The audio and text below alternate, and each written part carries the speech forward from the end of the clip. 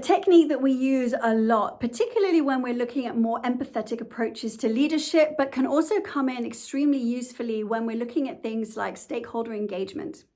What we do is we usually create a central character around a theme. This could be a character who's been experiencing a lot of oppression. We've often used these workshops, for example, in issues around racial equity and diversity and inclusion.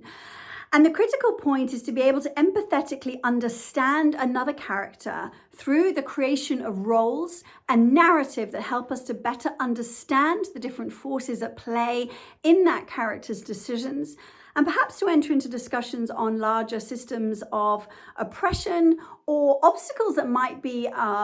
impeding the actions of a particular leader and how they choose to be in the world.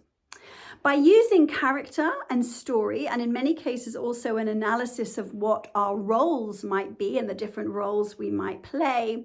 we're able to often tease out role behaviors, the way we interact with others, and to see if those behaviors are actually serving us or if perhaps they need to be changed. It also allows us to look at the relationship between the micro and the macro, how one individual's actions can both play into but also be influenced by the macro forces at play. But again, it's not an intellectual approach. It's about really stepping into the shoes of another individual and seeing the world from their perspective.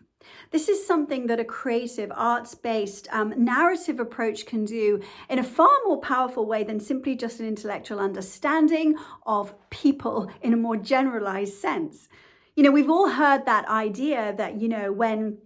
you talk about a mass of people, it's very easy to kind of really forget, if you like, the multi-layers of an individual human's experience and how that plays out on a very practical level and how that could inform your decision as a company or an organization, to really get back to that human focus, to really understand the individual forces at play and how they then play out in the wider sphere. And it's a critical component of leadership that we really get to the depths of the human-centered impact around decisions and a sort of a stakeholder analysis approach that is really based in the understanding of individual human experience at the grassroots level.